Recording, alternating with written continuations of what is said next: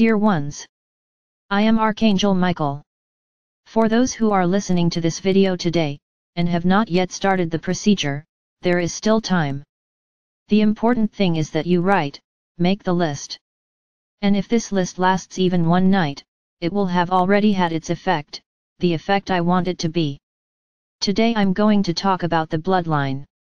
You won't fully understand why I only asked for people's blood in this procedure, but you'll have an idea. Imagine the exercise you are doing, a small tree that goes down, goes sideways, goes up. So let's do a little exercise, let's go up. We are going up, and each of you has two paths up. You are not the children of one. You are children of two. So to simplify, let's say that you have half of each one, to make it easier. Let's take one of the halves and let's go up. So you had your mother is half her father and half her mother. So it also has two lines up. So if you start to draw this line upwards, have some paper, because there are a lot of people, because each family that comes together, and generates a new being, this new being brings everything that was left behind from its ancestors. These are concepts, my brothers, that you have not yet had, because your science only cares about explaining that you have a strip of DNA. But I'm going to talk about the energetic part of this DNA. Not the physical part, the molecules that make it up, no, I'm going to talk about the ethereal part of this great tape. Your cells store all the energy you produce in terms of feelings. Each one of them, each cell receives its joy, its sadness, its pleasure, its failure, all the feelings that you feel as human beings, each one of them. Let's imagine that you have a pigeonhole, where each feeling that arrives is placed on its shelf. There's a shelf of sadness, there's a shelf of joy, there's a shelf of hunger, there's a shelf of happiness, there's a shelf of depression, and so on. It's a big box where each shelf accumulates a type of feeling. Each cell has a shelf like this and they all store the same way. When feelings pass from one being to another, what is passed? A cell is passed that has this information. So, this information is perpetuated, they pass from father to son. So all those feelings, everything you went through, all the anger, all the hate, is passed through your cells. Then many will say, "Ah, that's nonsense. That does not exist." It's my brothers, the information is reaching you, it's up to you to believe it or not. But that's what happens. I'll give an example here, two children are born to the same father and the same mother. An extremely loving, extremely organized, almost perfect son, the other exactly the opposite, angry, vengeful. Then you usually say, but how can that be? They were raised with the same father and the same mother. They had the same education. Why are they so different? Why are they so different? Because they are different souls. It is not the body that determines what you will be.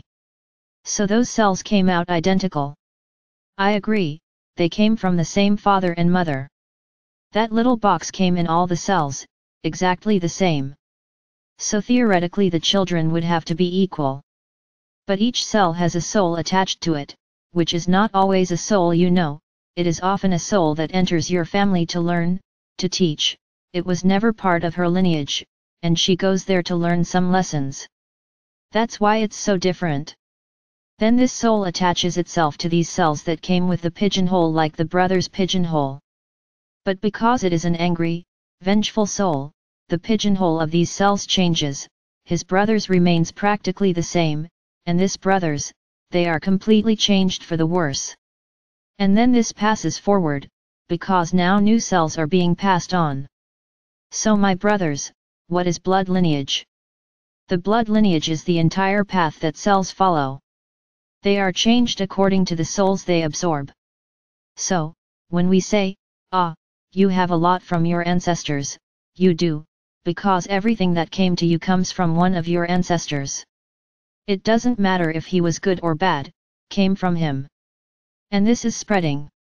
If it happens, for example, that this pigeonhole of this brother who was vindictive, sticks to a pure soul, a charitable soul, he will suffer a lot, because he will have to erase all this suffering that is inside. And then she pays with suffering, with pain, and then she cleans this bin. Ah, yes, my brothers, you can tidy up this little box again, you just need to change yourselves, do good deeds, change your thoughts. And then when you have a good thought, a little ball is taken from that bad shelf, and then you change the bin, and then the next one moves on. So my brothers, this is how it happens. So why are we talking about bloodlines, if everything changes with each person born depending on their souls? Because you have been bringing all this burden that came from the first one, no matter who he was, and no matter when he was born. Imagine this, over the ages you have accumulated several balls on those shelves. That first little ball, the first, from the first one born, is down there. Others came from above. The one down there is so old it turned to stone, but it's there. She is there. It has not been changed, because there are so many that it has not been changed. So if that first one was bad, you had bad feelings, you have them in your closet, whether you like it or not. So my brothers, this is how it works. You bring information from your ancestors. Yes, it's not the blood issue. Blood, when I say blood, it was so that you understand, that you have to see your ancestors. How am I going to explain to you that you have to analyze the cells that came from your ancestors, etherically speaking? Nobody will understand anything. So I need to talk about blood lineage, because the next procedure, you're going to clean up this little box. I'm already anticipating what will be next. It's time to fix that. It's taking that stone, that feeling so old that it turned into stone, out of that little box. It's as if you took this pigeonhole and turned it upside down. And clean it all up. So you're going to be taking out any and all ancestor burdens that you may have brought, and you're going to start putting in only your stuff. Those feelings you start to store. Look my brothers, you have no idea what the result of this procedure is. It's an absurd lightness. It's incredible lightness. So how can I, in a process like this, talk about adoptive people? I'm not talking about love. At no point did I say, oh, you're only going to put the blood ones, because they're the ones you love the most. Did I say that at some point? No, I didn't. It's just a treatment that will have to be done with all the cells, with all the feelings of those who came from above, from your tree, from your trees, because there are many, there are thousands, and you have a little bit of each one. Not even 1,000th, but you have it. So I can't talk about adoptive people here. You have a bad habit of judging before you know what it is. It's not because of love that I'm separating anyone. I'm just preparing you for the next procedure. Only that. Maybe this wasn't clear in your minds, my brothers, but you are the sum of everything you brought from your ancestors, whether you wanted to or not. That's how it works. That's how it works. Now do you have a way to change this? He has. And that's what we will do. So that's just the reason. There is no other. It's not due to lack of love, nor separation. It would be a great joke for me to separate. I just know what I'm doing and what is needed for treatment. The treatment is for blood, it is for you to treat this bloodline that you have from your ancestors. That is the purpose. My brothers, this is a very simplistic way of putting things. Linked to this are many other things. Lots of. But I will not comment on these now. Only during the next procedure. For now many of you are not seeing anything, nothing has changed for me. Excellent. For some it has changed for the better.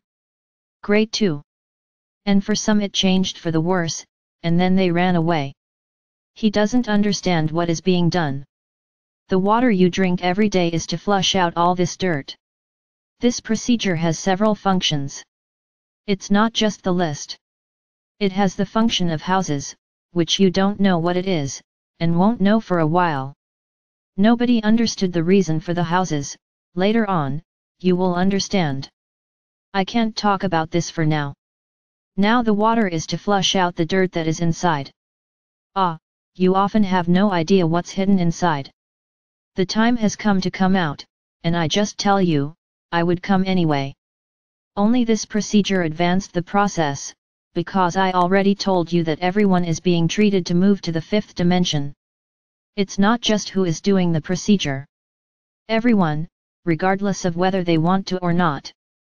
If you observe, try to observe, that there are people around you who are in despair, that you don't understand anything and that life has turned upside down, and that nothing works anymore, and that he is feeling ill, and other things, and there is no procedure. It is because of the treatment that is being done to all of you, so that all this dirt that is inside comes out. Everyone is going through this. Some pass more easily. Others have a more difficult time, depending on the lesson to be learned. Then the procedure only accelerated, predicted what would happen up ahead. Now my brothers, I repeat again, you have free will. Follow whoever you want.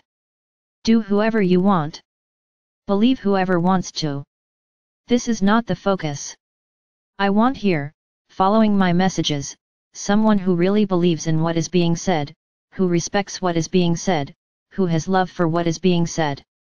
Whoever doesn't want to listen, whoever doesn't believe, I can't do anything and I won't do anything. I will not punish anyone for not doing the procedure. This doesn't exist. There is no punishment from above. The choice is yours. If you want to believe and do it because you think it's good for you, great, I welcome you with open arms. Now you don't want to believe it, you don't want to do it, I'll still welcome you with open arms if you ask for my help. I won't judge you for that. This does not exist for us. It's not me who loses, it's you who stopped doing it. Because you could have a much greater advantage than you have today. But if you want it that way, no problem. My brothers, limiting beliefs are still very strong, but rest assured that little by little they will fall. Little by little, you will see, and you will believe everything that is being said.